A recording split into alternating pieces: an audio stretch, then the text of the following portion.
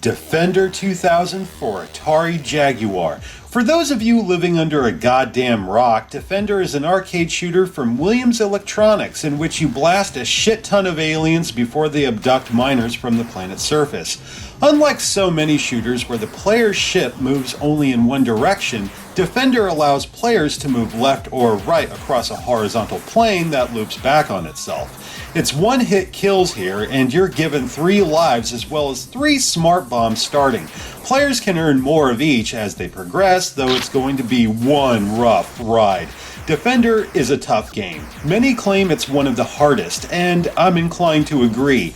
The action intensifies with every level, piling on enemies that attack from all sides. These pods are the worst. When you hit them, they unleash a goddamn swarm that shoots back and are damn near impossible to hit. They're so tiny. If you should lose all the miners, be it through abduction or friendly fire, the planet fucking explodes. From here on out, it's pure mayhem. Defender was insanely popular, so popular that a sequel was produced later that same year, adding even more enemies, a cloaking feature, and warp gates that send players to those in need of rescue. Jesus. Which brings me to Defender 2000. While Eugene Jarvis and Larry DeMar designed the first entries, Defender 2000 was given to Jeff Minter. Yeah, the man responsible for Tempest 2000. Okay, let's dig in. One thing you should know is that this is one of the more sought after games for Jaguar. I bought this brand new for $150. Even a loose copy can fetch $50 on its own.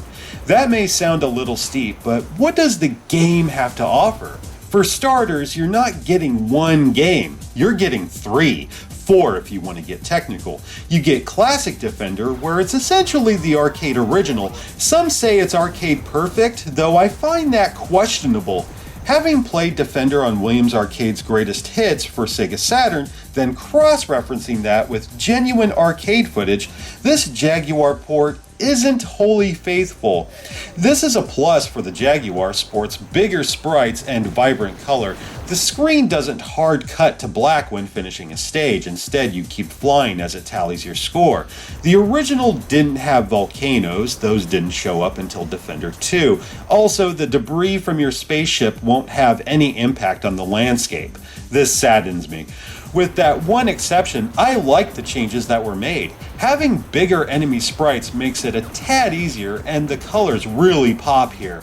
Control-wise, it's flawless. No issues with response time or maneuverability.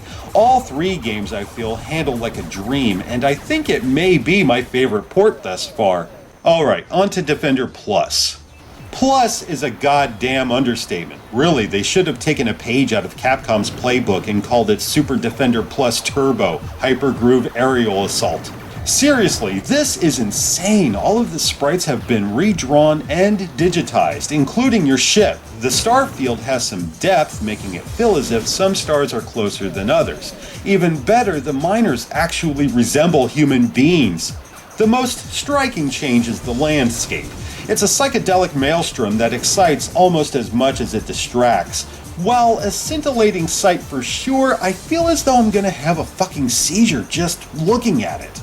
That one issue notwithstanding, Defender Plus is fun to play.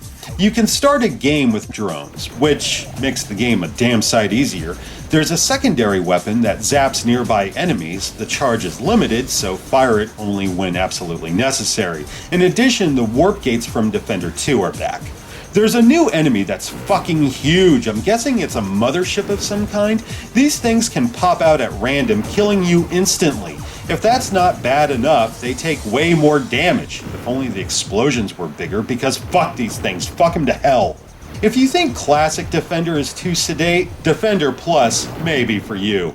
Now, if you want to take things to the extreme, once you've gotten a high enough score, type in Ovine. You'll know it worked when you hear a sheep cry.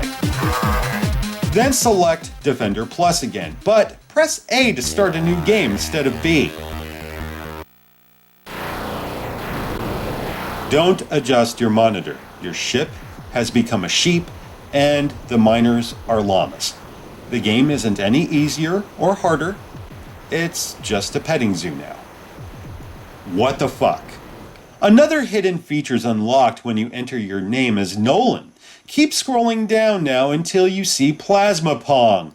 It's fucking Pong on Atari Jaguar. It plays fairly well, though it would have been better had Atari released a paddle controller. That being said, it kept me busy for over an hour. Finally, this brings us to Defender 2000. Oh, this shit is off the chain. Like Defender Plus, the graphics have been digitized for a more modern look and feel. Levels are no longer comprised of stars and barren landscapes. Players will tear through deserts, devastated cities, and so much more. The parallax scrolling in conjunction with these detailed sprites and fluid animation add to the sense of immersion. Really makes me feel as if I'm in a 3D environment. It's truly a visual feast served on a steaming hot plate of awesome. The sound effects received an overhaul as well, and we even get an amazing soundtrack from Imagitech Design. I know how bad this sounds, though I do enjoy the screams. Yes, they soothe my tortured soul. There's a bunch of added power-ups like the lightning laser and the attack drones found in Defender Plus, though you have to collect them during the action. Whenever you die or move on to the next round, they'll leave you. I'm okay with that, for it keeps the game challenging and adds a bit of strategy. The best part here is that the drones will catch falling miners, and instead of dropping them off, they'll just hang off your ship and fire in unison. On top of that, their lasers won't hurt fellow miners. Once you find the energy shield, you'll be racking up points something fierce. Not to say this game's not harder than Frozen Piss, because it is. No lie, this is one of the hardest games I've had the privilege of playing. When a human dies, a goddamn tombstone the size of a 2-story house drops down, becoming an obstacle. Landers have a nasty habit of warping directly in your path. These aren't the most difficult challenges you'll face. No, the graphics have a tremendous impact on difficulty. The perspective is ridiculously tight, and a lot of enemies can get lost in the background. If it weren't for the blistering pace, this wouldn't be an issue, but the game goes from 0 to 60 before you can even blink. The first time I played this, I didn't care for it much. I felt the learning curve was unreasonable, like it expects players to be ace pilots out the gate. I was fit to be tied for 20 minutes, though I kept playing, not because I felt obligated. No, I was enjoying myself. Every time I beat a wave, earned an extra life, or found a new power-up, it spurred me on. One thing that blew my mind was the warp tunnel. You'll need to find 4 tokens during the game. Stray from the path too much, your tail will shrivel up and bring the round to a close. If you should make it to the finish line, you'll be sent 5 levels ahead. Yeah, bathe in that golden shower. These level warps can be a blessing, for there's 100 levels in all. You want to know how far I've made it? 25. That's my personal best right there. Defender 2000 doesn't end there. Beating the game unlocks an even harder difficulty setting, offering an even greater challenge than what the game already provides. It's unthinkable. So is Defender 2000 worth its high asking price? Well, that depends on the player. If you're a fan of arcade-style games that leave your thumbs sore and eyes red, then absolutely. If not, then steer clear, for Defender, in all its forms, is not for the timid.